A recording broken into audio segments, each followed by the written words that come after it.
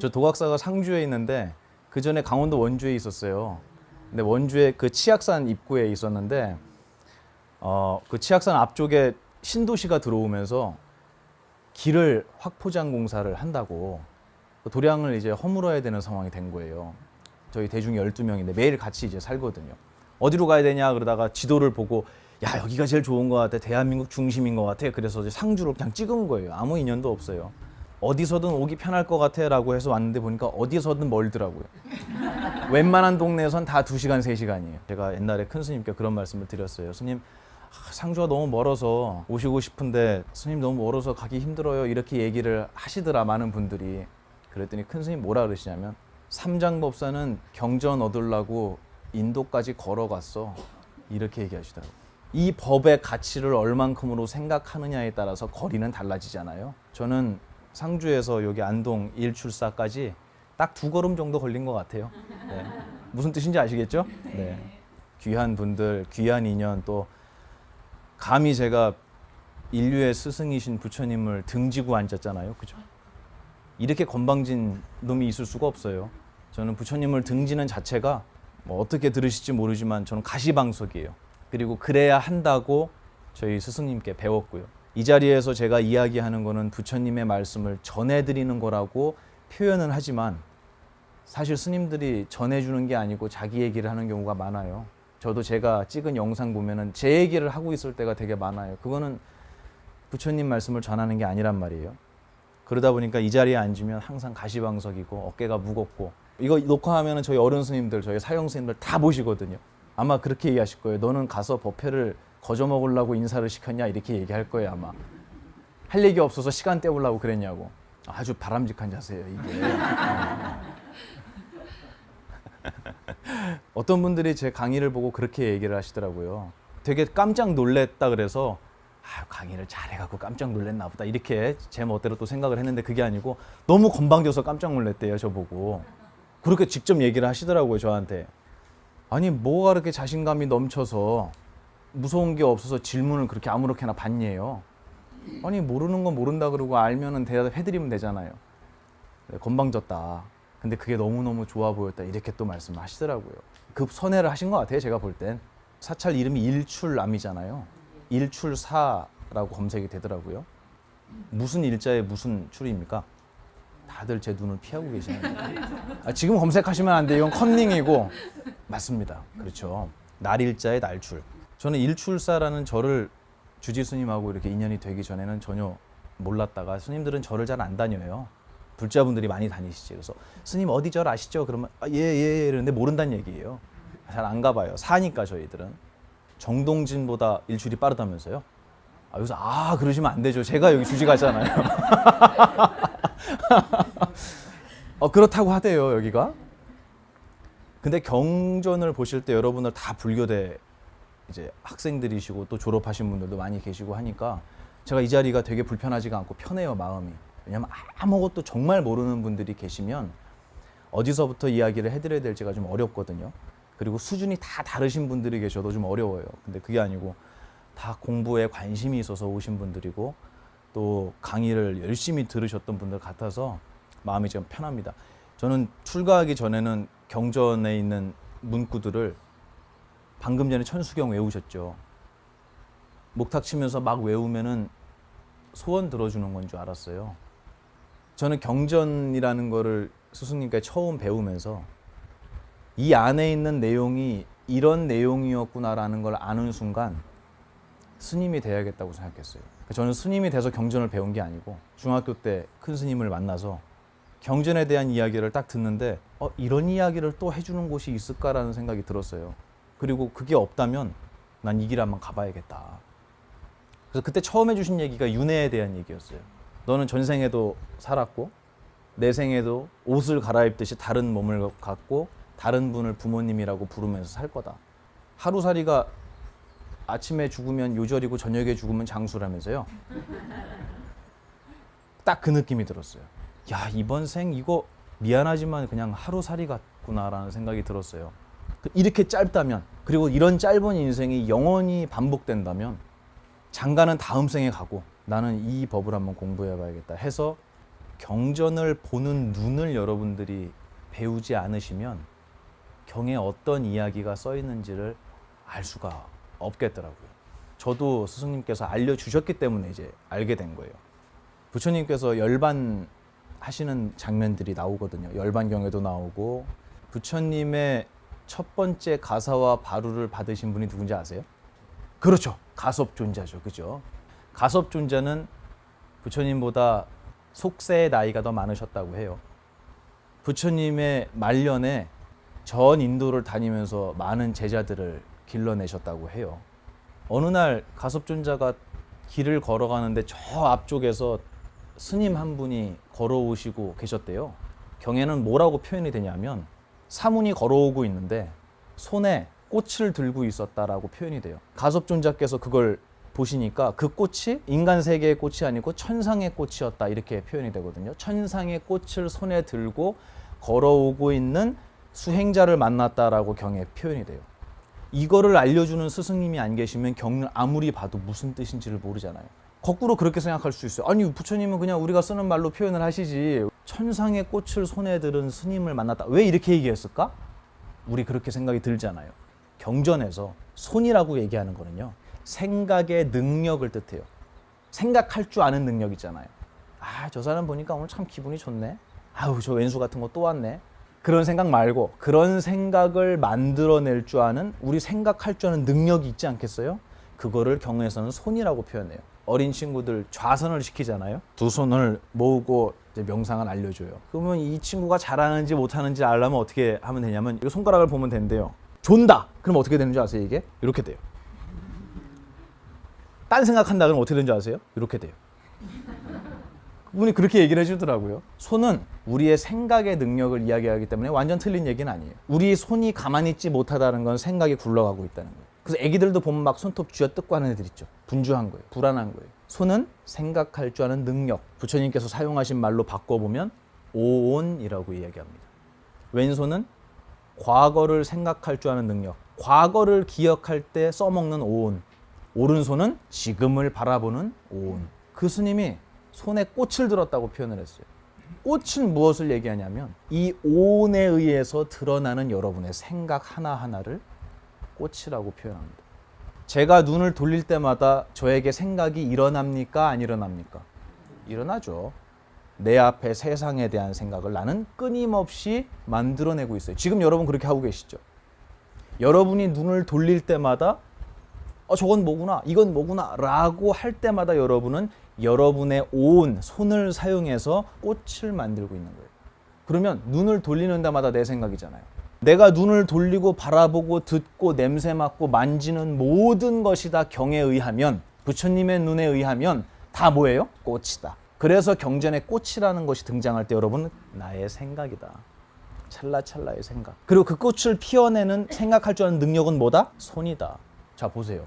스님이 걸어오고 있는데 걸어간다는 거는 인생길을 간다는 거예요. 자기의 삶을 만들어가고 있다는 표현이에요. 경에서. 수행자의 길을 만들어서 가고 있는 거예요. 여러분 다 여러분 길 만들어 가잖아요. 여러분 걷고 있는 거예요. 손에 뭘 들었다고요? 꽃. 그 스님이 지금 생각을 하고 있는 거예요? 안 하고 있는 거예요? 생각하고 있다라는 거예요. 어떤 스님을 만나는데 그 스님이 사유를 하고 오고 있었던 거예요. 근데 그 생각의 내용을 물어봤더니 어디의 꽃? 천상의 꽃. 천상은 무엇을 얘기하는 거냐면 분별이 없는 걸 얘기하는 거예요.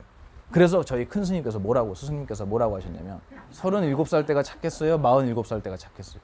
아하, 여기서 이렇게 비협조적인 분이 가끔 있어요. 17살 때, 7살 때, 5살 때 한없이 착했겠죠. 지금 태어난 애는 더 착하겠죠. 우리는 알고 있는 거예요. 착하다의 정의가 뭔지. 의미가 없는 거예요. 애기들은 의미가 없잖아요.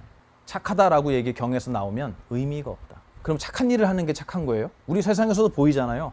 나는 착한 일을 하겠다고 했는데 그게 돌아서 누군가에게는 아픔이 되는 경우 많이 봤잖아요. 그렇기 때문에 부처님은 착하고 악하다를 설명할 때는 이거는 좋은 일이야, 이거는 나쁜 일이야 이렇게 설명하시는 게 아니에요. 의미가 많으면 무조건 악한 거예요. 악하다는 건 나쁘다가 아니고 힘들다는 얘기예요.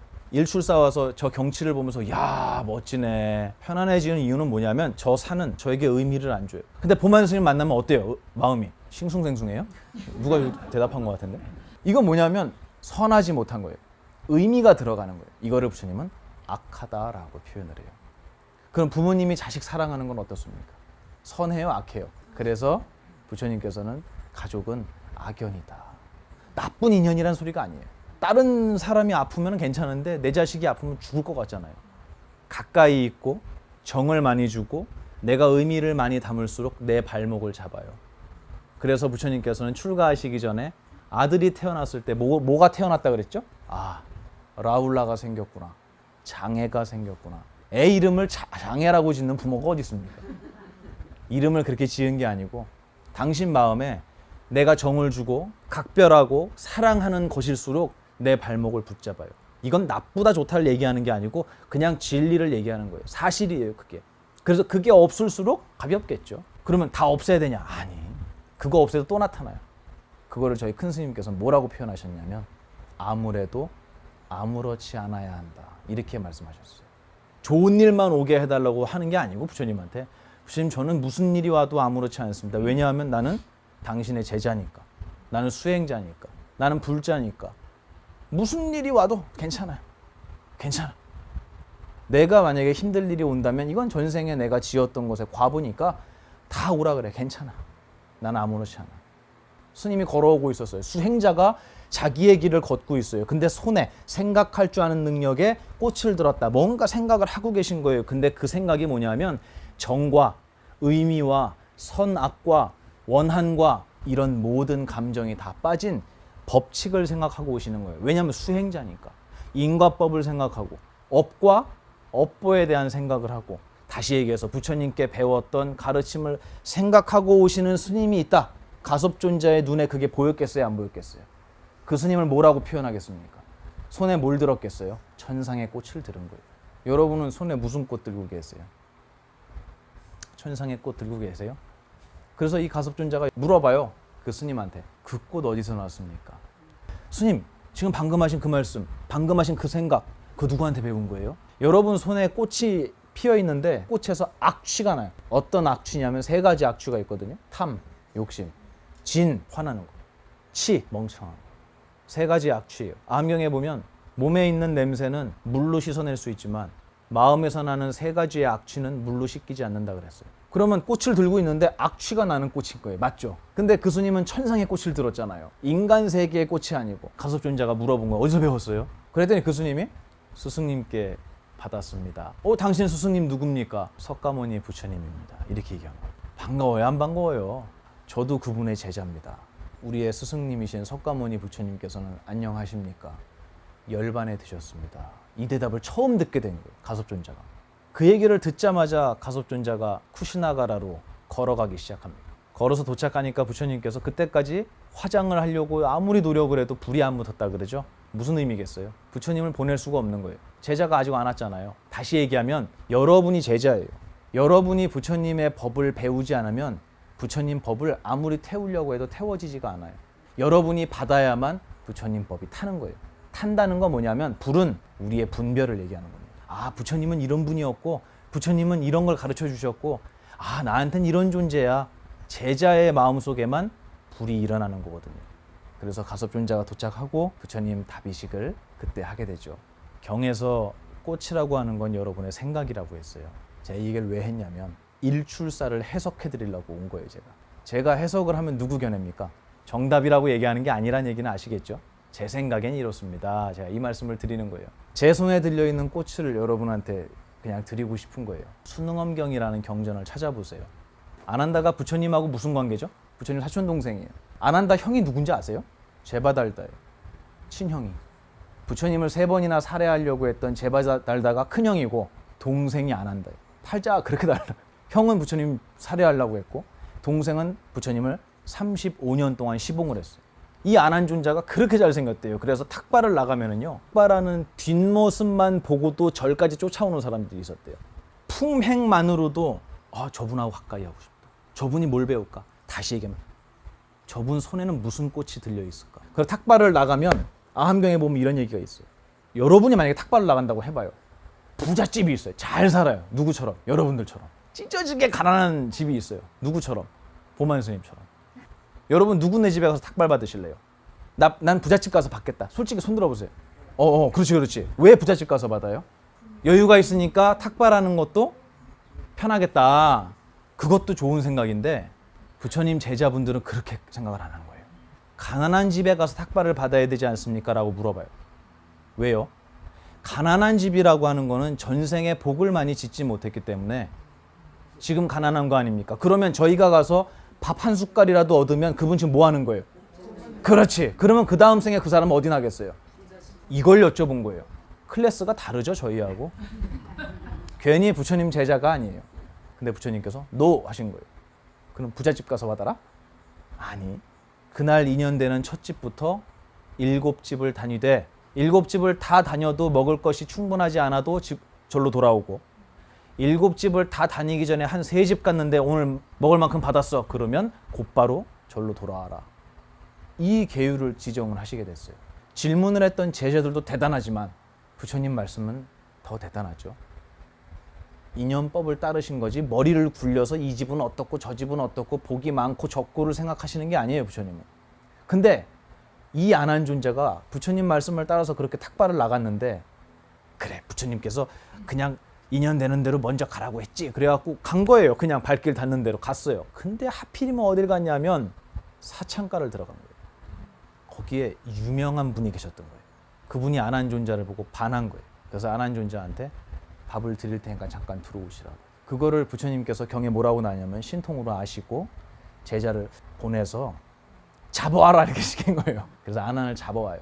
부처님께 안한존자가 꾸중을 듣습니다. 너는 왜 탁발을 나가면서 너의 공부가 충분치 않음에도 불구하고 혼자 다녔느냐 이거예요.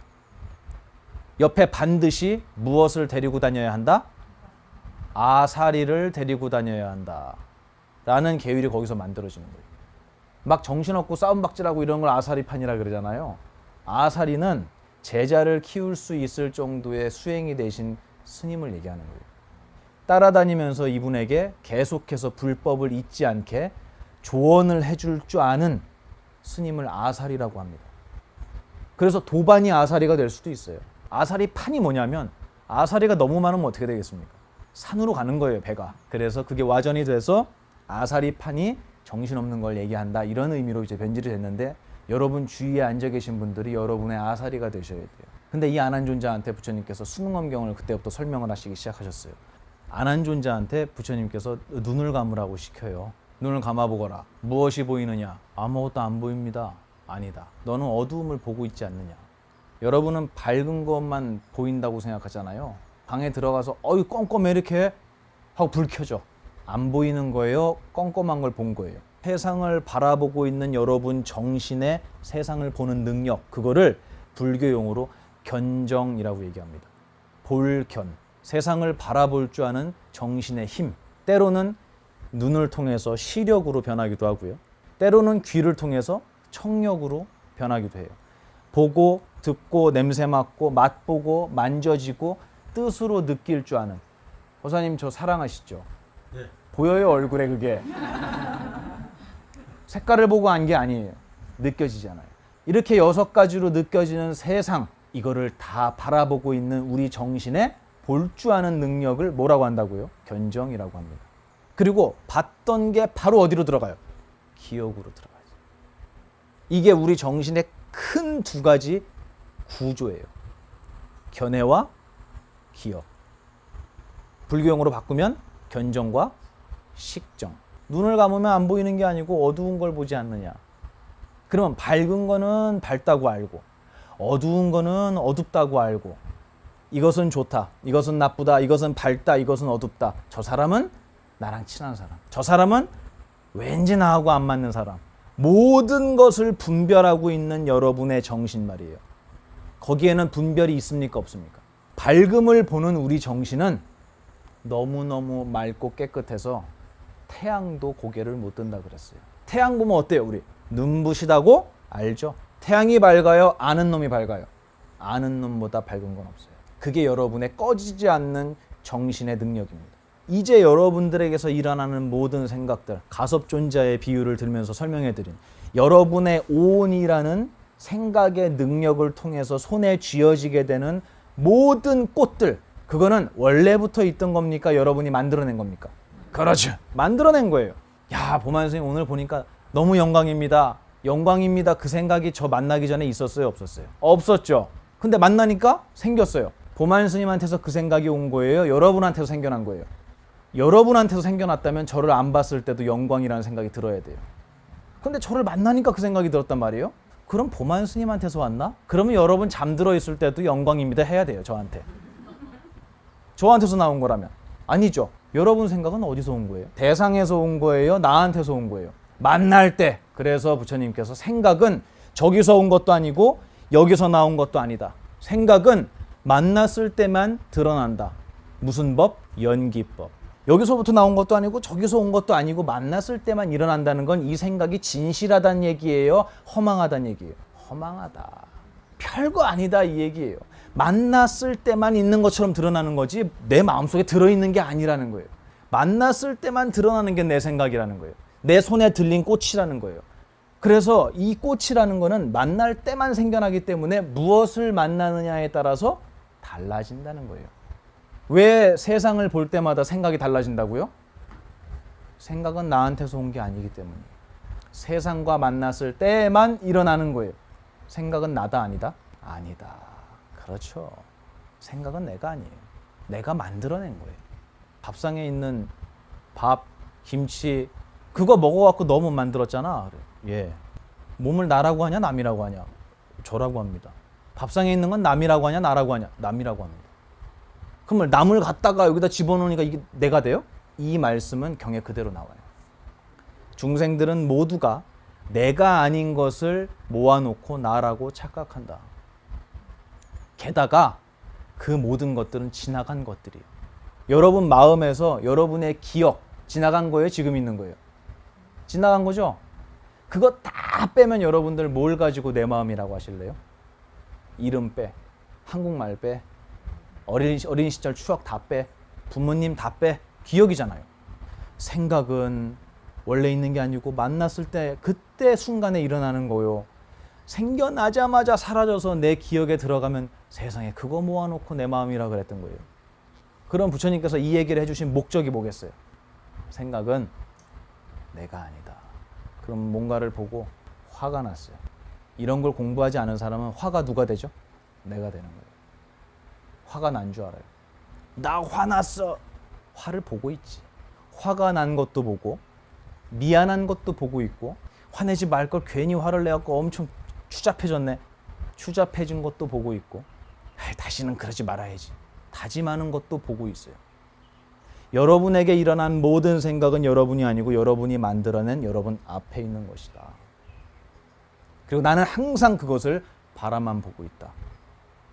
근데 우리는 그렇게 교육받지 않았어요. 매 순간마다 내 생각을 나라고 믿는 것만 교육받았어요. 증거가 뭔지 아세요? 야, 착한 마음 가져야지. 뭐를 나로 삼으란 얘기예요? 착한 마음을 나로 삼으라고. 어떤 생각이 일어나도 괜찮아요, 여러분. 여러분 아니에요. 여러분은 누구냐 하면 모든 생각이 일어났음을 보고 있는 놈. 여러분 화나면 화난 거 압니까 모릅니까? 그렇지. 알잖아요. 그러면 여러분 앞에 일어났던 화는 생기자마자 어떻게 된다고요? 사라져요. 저도 배우지 않았으면 그렇게 살았을 겁니다. 생각을 나로 삼았기 때문에 화를 냈고요. 생각을 나로 삼았기 때문에 기뻐서 날뛰고 잘난 척을 했던 거예요. 여러분 잘난 척 하지 말라는 게 아니고 이제 진짜 잘난 척 하셔야 돼요. 어떤 잘난 척? 나는 생각을 만들어내는 놈이고 생각은 내 앞에 있어. 모든 생각은 내 앞에서 생겨났다가 사라지고 있고 나는 그거를 바라만 보고 있어. 나는 흔들리지 않는 보이지 않는 정신이 내 진짜 모습이야. 이런 자부심을 가지셔야 돼요. 그거를 큰 스님께서는 수행자의 자존심이다라고 표현하셨어요. 내가 왕년에 이랬는데 이게 자존심이 아니고요. 그거는 생각을 나로 삼은 거잖아요. 어떤 생각이 일어나도 그거 나 아니야. 나는 이 자리에서 절대 벗어나지 않아. 생각 속으로 들어가지 않을 거야. 화도 내고 웃기도 하고 울기도 하고 난 다 할 수 있어. 다 하지만 그게 나는 아니라는 걸 난 분명히 알고 할 거야. 수행자의 자존심. 아함경에 보면 이런 말이 나옵니다. 부처님께서 제자를 데리고 겐지스강을 찾아가세요. 그래서 강물이 쭉 흘러가잖아요. 제자한테 물어요. 너는 저 강물이 흐른다는 거를 아냐 모르냐? 알죠? 너는 어떻게 저 강물이 흘러간다는 걸 알 수 있게 됐느냐? 어떻게 해서 저 강물이 흐른다는 걸 알죠? 뭐라고요? 그렇지. 여러분 박수. 정확하게 대답했어요, 제자가. 저는 강둑에 서서 움직이지 않고 있고 강물은 흐르기 때문에 흐른다는 것을 압니다. 여러분이 여러분의 생각을 알 수 있는 이유는 생각은 어떻게 되니까? 생겨났다가 사라지니까. 근데 그거 보고 있는 여러분은 어떠니까? 움직인 적이 없으니까. 그렇기 때문에 생각이 생겨났다 사라지는 걸 아는 거예요.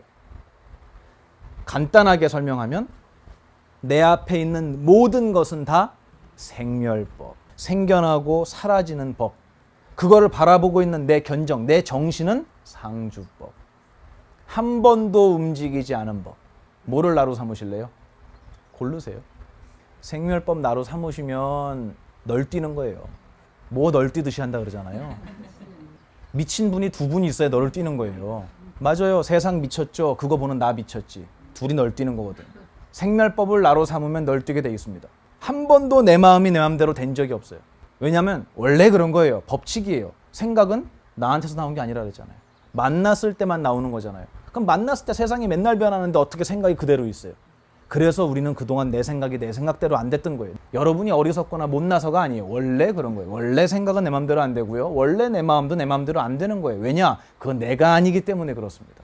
여러분은 뭐냐면 마음이 변해가는 걸 보고 있는 존재예요. 아, 방금 전까지 화가 없었는데 이게 어디서 왔지? 라고 생각을 한다면 여러분은 화가 아니라 그거를 보는 자리에 계신 거예요. 여러분의 정신은 한 번도 움직인 적이 없습니다. 근데 이 움직이지 않은 이 정신에서 모든 것들의 이름을 붙였잖아요. 뭐라고? 아우 저거 못 써. 저 사람 저 못 써. 이 뉴스 보면서 야 도둑놈들 엄청 많네 저기. 도둑놈이라고 누가 가치를 부여했죠? 여러분이. 움직이지 않는 여러분인 줄을 모르고 모든 것에 여러분들이 의미를 뒀어요. 대단한 능력 아닙니까? 나쁘다고 얘기하는 게 아니에요. 대단한 능력인데 한 가지 모르고 있었던 게 그게 난 줄 알았다. 그 생각이 난 줄 알았다. 제가 큰 스님께 배운 말씀을 전해드린 겁니다. 여러분의 세상을 볼 줄 아는 정신에서 모든 것에 가치를 매기고 있었지만 그 정신은 한 번도 움직인 적도 없고 눈을 감은 적도 없어요. 눈을 감으면 어두움까지 보고 있으니까 우리의 정신이 눈을 감은 적이 있어요, 없어요? 한 번도 없어요. 여러분 다음 생에도 그럴 거고 그 다음 생에도 그럴 거예요. 그게 진짜 여러분의 모습이라는 걸 아는 분이라면 죽음이라는 걸 두려워하겠습니까? 나 죽을 것 같아. 생각이 아니에요. 나 방금 전에 차 사고 날 뻔했는데 죽는 줄 알았어. 죽을 것 같다라는 생각이 일어났어. 라고 얘기하시면 돼요. 괜찮아요. 보고 있잖아요. 보는 존재는 움직이지 않는다. 여러분의 정신은 움직인 적이 없다. 그 정신에서 모든 생각이 다 나왔어요. 자, 세상을 바라보는 거를 불교용어로 뭐라 그랬다고요? 견정. 경에서는 해라고 표현합니다. 비추지 못하는 것이 없다. 경에서 해라고 얘기하는 건 여러분의 견정을 얘기하는 거예요. 그럼 달이라고 하면 뭘 얘기하는 거겠어요? 여러분의 식정, 기억을 얘기하는 거예요. 경에서 해와 달이 많이 나오지 않겠어요? 이제 여러분 그거 볼 때마다 대입시켜서 보시면 돼요. 해를 말씀하시던 내가 세상을 보는 정신을 가리키시는 거구나. 거기서 모든 것이 나왔어요. 나오는 게 한문으로 뭡니까? 출. 여러분의 견정, 세상을 바라보는 정신 속에서 이 세상을 분별하고 의미를 두고 가치를 둘 줄 아는 이 정신에서 모든 것이 나온 거예요. 보만 스님 정말 실물로 보니까 정말 그 영상이 낫네. 라는 생각, 그 가치 어디서 나왔습니까? 여러분 정신에서 나온 거예요. 여러분이 정신 속에 있는 해의 능력에서 그 생각이 나온 거예요. 한문으로 바꿔보세요. 뭐예요? 일출. 부디 일출사에 정말 귀한 주지스님 모시고 공부하시면서 생각은 내가 아니야. 좋은 생각해가 아니고 어떤 생각을 해도 그건 나 아니야. 이분이야말로 가장 위대한 수행자의 자존심을 지키시는 것이 이런 생각하면 안 돼. 이게 아니에요. 여러분 마음대로 절대로 안 될 겁니다. 그렇게 생각. 안 하려고 해도 계속 떠오를 거예요. 내가 이런 생각을 하고 있구나라는 걸 알고 있다면 여러분은 이미 생각으로부터 벗어나 있다. 그건 내가 아니다. 나는 생각을 바라보고 있는 태양이다. 거기서부터 모든 것이 나왔으니 일출이구나. 라는 걸 잊지 않으시면 여러분 어디 가서 어디 절에 다니세요? 그럼 저 일출사 다닙니다.